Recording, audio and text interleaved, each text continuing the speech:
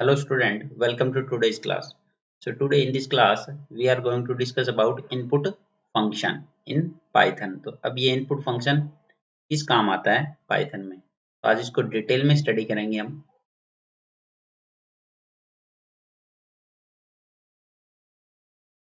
Input function किस लिए use करते हैं Python में? It is use to take user input. अब आपको कई बार कुछ केसेस ऐसे आते हैं जहां पे यूजर से इनपुट लेना होता है हमें प्रोग्राम में। तो जैसे आपने मान लो एक प्रोग्राम लिखा आपने, ठीक है, तो ये प्रोग्राम जब हम लिखते हैं, कुछ लाइंस आपने लाइंस ऑफ कोडिंग की हुई है इस प्रोग्राम में, तो ये आपकी सोर्स फाइल होती है। सोर्स फाइल को जब आप रन करोगे, जैसे ही आपने इस कोड को रन किया, तो आपके सामने एक आउटपुट स्क्रीन आती है यहाँ पे। तो इस आउटपुट स्क्रीन पे आउटपुट दिखाई देगा आपको। कुछ केसेस ऐसे आते हैं जब आपको यहाँ पे इस आउटपुट स्क्रीन पे टाइप करना होता है, मतलब कि कीबोर्ड से कुछ वैल्यू एंटर करानी हो अगर इस आउटपुट स्क्रीन पे, या फिर यूजर से कुछ इनपुट लेना हो, तो हम क्या यूज करते हैं, इनपुट फंक्शन यूज करते हैं इस आउटपुट स्क्रीन पे यूजर से इनपुट वैल्यू लेने के लिए। तो कीबोर्ड से जब भी कुछ टाइप करोगे, तो वो अगर इनपुट फंक्शन यूज किया है तो वो आप इजीली टाइप कर सकते हो यूजिंग दिस फंक्शन। तो it is use to take user input. Second, by default it accepts all user input as a string. अब इसका मतलब क्या है, मान लो यहाँ पे यूजर ने कीबोर्ड से कुछ एक वैल्यू एंटर करी, जैसे 30, तो अब इस 30 को ये कंसिडर करेगा एज ए स्ट्रिंग। अब कहोगे सर 30 तो हमने इंटीजर वैल्यू दी है, बट इसकी प्रॉपर्टी है इनपुट फंक्शन की, बाय डिफॉल्ट ये चाहे आप इंटीजर करो, चाहे यहाँ पे फ्लोट वैल्यू एंटर करो, या फिर स्ट्रिंग करो, कुछ भी एंटर करो, everything it will consider as a string only. Second, इसका यूज कैसे करेंगे हम अपने प्रोग्राम में, तो इसके लिए जो सिंटेक्स यूज होता है वो ये वाला सिंटेक्स है, जो हम अपनी कोडिंग में डायरेक्ट यूज कर सकते हैं। कैसे? आप इनपुट डायरेक्ट कीवर्ड लिखोगे इनपुट, और यहाँ पे एक प्रॉम्प्ट। प्रॉम्प्ट का मतलब क्या है, यहाँ पे आप देखो, प्रॉम्प्ट का मतलब है कि ये एक मैसेज डिस्प्ले होगा before entering the user input. तो एंटर कराने से पहले एक मैसेज डिस्प्ले कराना होगा अगर आपको, तो ये एक ऑप्शनल होता है। प्रॉम्प्ट जो होता है वो ऑप्शनल होता है। मान लो यहाँ पे एक आउटपुट स्क्रीन है, तो यहाँ पे कुछ भी मैसेज आप डिस्प्ले कराना चाह रहे हो, उस वैल्यू को एंटर करने से पहले यूजर को एक मैसेज डिस्प्ले कराना चाह रहे हो, तो हम यूज करते हैं प्रॉम्प्ट। एक मैसेज यहाँ पे टाइप करके लिखते हैं, जैसे यहाँ पे आप चाह रहे हो कि enter value of a equal to, तो ये एक मैसेज डिस्प्ले होके आए यूजर की आउटपुट स्क्रीन पे, तो इसके लिए हम यूज करते हैं प्रॉम्प्ट। तो अब यहाँ पे उस यूजर को पता है कि उसको क्या करना है, उसको करना है कि इस वैल्यू को एंटर करना है, किसकी, ए की वैल्यू को एंटर करना है। तो यहाँ पे वो इजीली अब वैल्यू एंटर कर सकता है 10, और उसके बाद में यहाँ पे वो जब एंटर की दबाएगा, जब वो एंटर की दबाएगा कीबोर्ड से, तो नेक्स्ट लाइन में पहुंच जाएगा। ठीक है, नेक्स्ट लाइन में आपका जो कर्सर है वो यहाँ पे आ जाएगा। तो यही मीनिंग होता है प्रॉम्प्ट का। प्रॉम्प्ट का मतलब है ये एक स्ट्रिंग होगा, एक टाइप से स्ट्रिंग होगा या एक मैसेज होगा, जो आप यहाँ पे डिस्प्ले कराना चाहते हो उस वैल्यू को एंटर करने से पहले, जो यूजर को दिखाई देगा, और ये होता है ऑप्शनल होता है आपका ही। अब क्या करता है, यहाँ पे कोई भी जब आप वैल्यू एंटर कराओगे, जैसे मान लो 10 वैल्यू एंटर कराई, तो इस 10 को वो कंसिडर करता है as a string, as a string.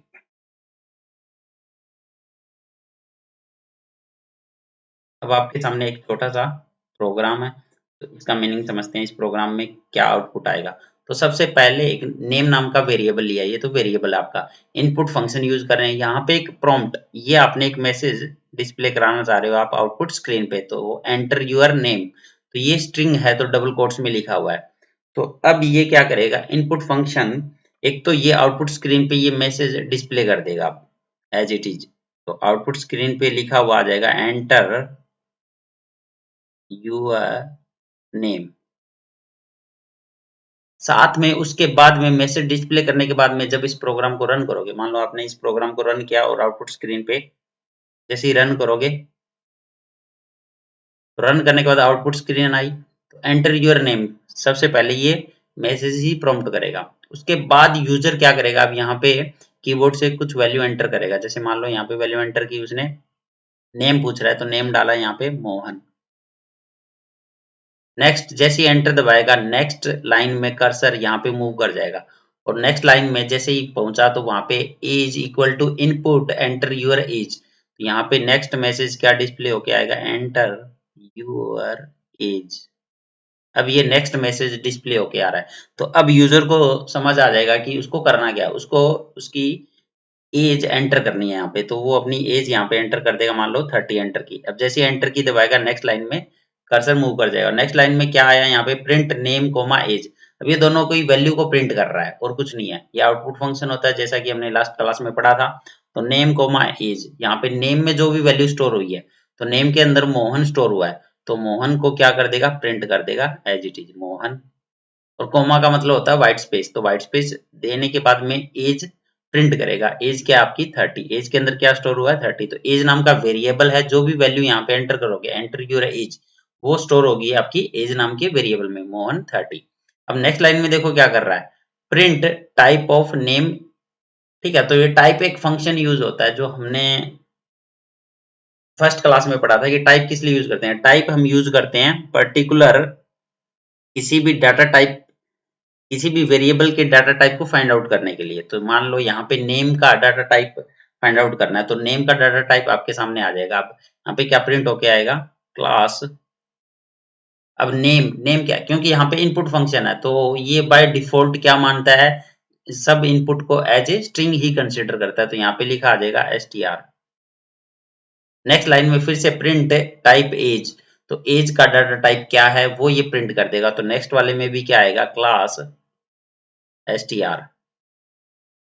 अब str क्यों आया, क्योंकि बाय डिफॉल्ट ये क्या करता है, ऑल इनपुट को एज ए स्ट्रिंग ही एक्सेप्ट करता है। तो यहाँ पे आपने 30 तो एंटर किया है, बट इस 30 को इसने क्या कंसिडर किया है, एज ए स्ट्रिंग, इसीलिए इसने इसका डाटा टाइप भी क्या दे दिया, स्ट्रिंग।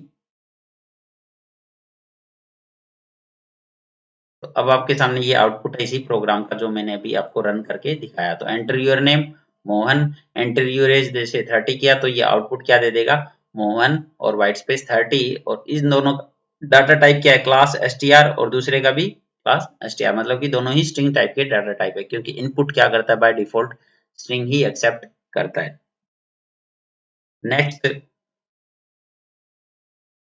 वाले प्रोग्राम में देखो क्या, यहाँ पे a input enter value of a, तो सबसे पहले मैसेज डिस्प्ले होके आएगा enter value of a equal to, जैसे कीबोर्ड से यहाँ वैल्यू एंटर करेगा वो ए में स्टोर हो जाएगी। Next b equal to input enter value of b, तो वैल्यू बी की एंटर करेगा यूजर। अब तो बी की वैल्यू कहाँ स्टोर हो जाएगी, बी वाले वेरिएबल में।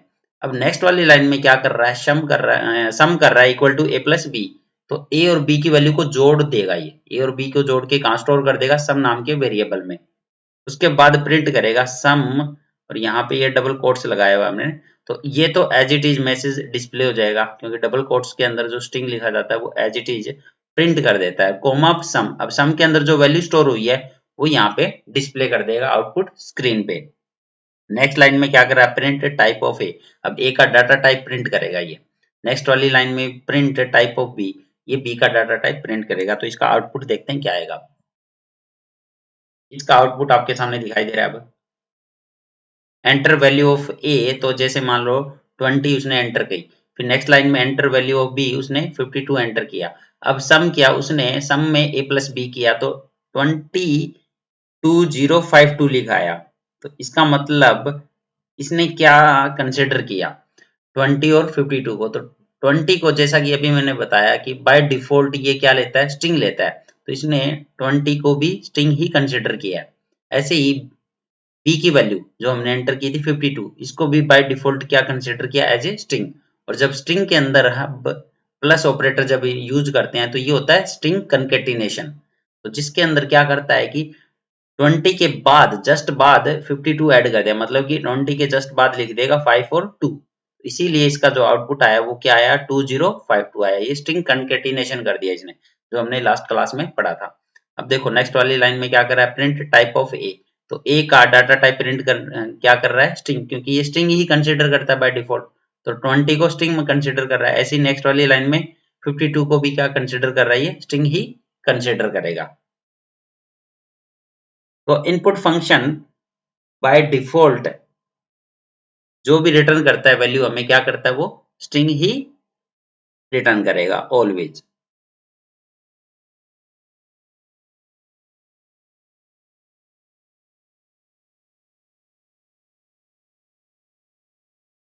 तो इनपुट फंक्शन का एक प्रोग्राम टाइप करके देखते हैं, तो इसको रन करके चेक करेंगे। E is equal to input. अब मैं यहाँ पे कोई भी मैसेज प्रॉम्प्ट नहीं करा रहा, तो ये स्मॉल लेटर में लिखना होगा। E is equal to input, ये नाम के एक वेरिएबल ही है जहाँ पे मैं इनपुट जो भी वैल्यू मैं एंटर कराऊंगा उसको मैं स्टोर करूंगा ए नाम के वेरिएबल में। E is equal to b another variable है, बी में दूसरी वैल्यू मैं स्टोर करा रहा हूँ यूजर के थ्रू। अब मैं प्रिंट करूंगा यहाँ पे प्रिंट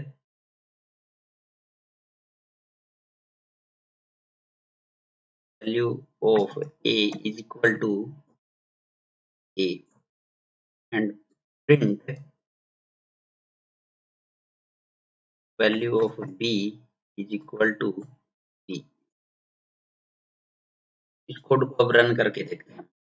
रन करने से पहले आपको ये सेव करना होगा।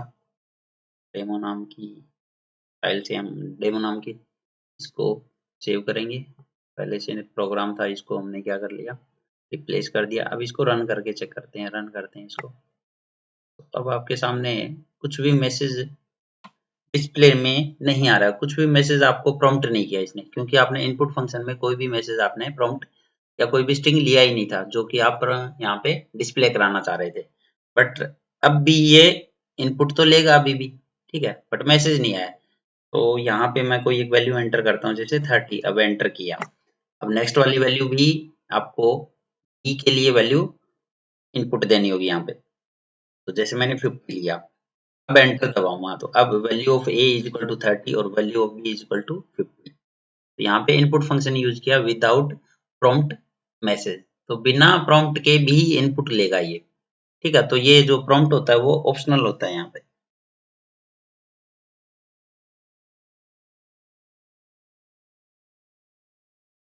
अब इसी प्रोग्राम में चेंज करके देखते हैं, हम एक प्रॉम्प्ट मैसेज देंगे यहाँ पे, enter value of a is equal to, and b के अंदर एक अनदर मैसेज प्रॉम्प्ट कराएंगे हम, enter value of b is equal to.